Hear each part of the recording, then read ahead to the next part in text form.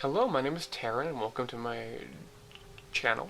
I'd love to show off my little outfit today. It's kind of first day of autumn type vibes, so I wanted to wear my little Halloween. I got my Rob Zombie shirt, I'm a little pumpkin, a little pirate themed hearing here. I'm a bit of a fashionista, if you don't mind. I'm gonna wear the same thing for the next three videos because I'm recording them all on the same day. Basically, today I wanted to talk about a movie called Sátántangó. So, this is not just a film. This is one of those, like... I'm thankful I get to die knowing I've seen this film. It is a 7.5-hour nihilistic film from Hungary, I believe. And honestly, it's a feat. It's very interesting. I had a good time watching it. Hard to say that about a nihilistic movie. Every shot in the film is about 10 minutes long, which becomes very entrancing. Let me set the scene, kind of. I watched it with my buddies, and we sat down. It was a winter day, snow outside. I watched this about a year ago. I'm making the video very late, I suppose. And the fireplace on, we had some cookies in front of us. It was a cozy vibe. We just turned it on, and we knew we were in for like 7 fucking hours of this. And basically the movie follows a small town after the fall of the Soviet Union and how all of them are reacting to it. There's kind of this alcoholic man who writes in a journal. There's kind of a... there's just all these vignettes. There's kind of a cult leader kind of guy who wants to start a new commune, and he sends all the townsfolk to this abandoned mansion in the middle of nowhere. There's a viscerally disturbing scene about a child who seems to be abused, and then the cycles of abuse take hold, and they torture a cat. But once again, this is a 10-minute long take. I don't really know. Is it real animal abuse? It looks quite authentic. There's definitely no cuts in it. And that was quite upsetting to watch, quite disturbing. But I do admit that was a very visceral reaction. Of course, I mean, you're seeing actual animal abuse toward a cat, seemingly. Hopefully they did it softly. I don't know. Anyway, yeah, and the movie is just kind of an anthology, not an anthology film, but it follows different characters throughout the town, and they all interact with one another. It's a bit like that movie Trick or Treat, if you've ever seen it, or kind of like Pulp Fiction, I guess, where they're kind of separate stories, but they're happening at the same time, and so you see this one story, and then you see a different character story, but you're like, oh, that's what they were doing in that section, okay, I see. So, it's quite entertaining to watch for 7 hours, in my opinion, and the atmosphere is gorgeous. It's a beautiful looking movie. The first shot, if I recall, is a bunch of cows just letting out of the stable and then walking through town. That's it. 10 minutes of that shit, and it's entrancing. It's engrossing. It gets you in. The alcoholic in his house can barely get to the toilet. It's pathetic.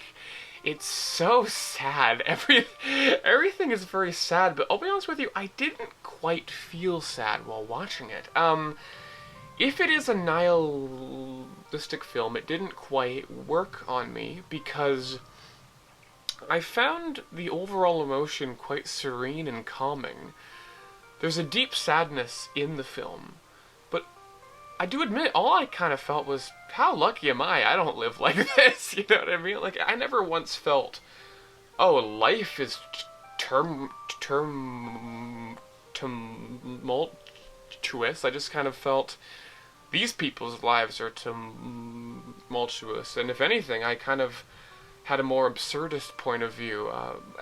But that's the thing, I am kind of an absurdist, but I am definitely not a nihilist. So watching a nihilistic film, you end up just giving what you believe into it, right? So, in that way, everyone will have a vastly different perspective and take on the film, which is cool. It's a very interesting thing. The film's title literally translates to Satan's Tango, or the Devil's Dance, right? Which I guess is some kind of nihilistic way of looking at life. One of the most, I guess all I'm doing is talking about various scenes, because the movie doesn't really connect. I mean, they do something very interesting with that 7 hours, and they do. It's, one scene that was viscerally interesting to me was, there's a party scene. Everyone's joyous and dancing. The only time in this nihilistic film. Joy! Can you believe it? But what ends up happening, again, like all other shots, it's a 10-minute shot, and it's static. Static shot of people dancing, playing the same, probably 30-second loop of a tune over and over again for what feels like half an hour. And it's torturous. It's horrible. And that's the most successful, I think, the pitch of the film is to me. I mean, obviously, it's a nihilistic film. And the most annoyed I ever was in the movie was the sensation of joyous partying. So, of hedonism.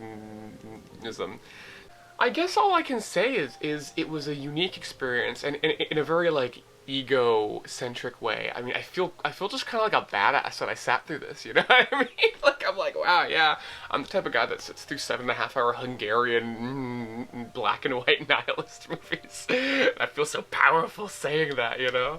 I did an avant-garde film day the other day where we watched like a ton of avant-garde cinema for like 9 fucking hours, and these two together, I just feel like, wow, I'm becoming something interesting as a person, you know?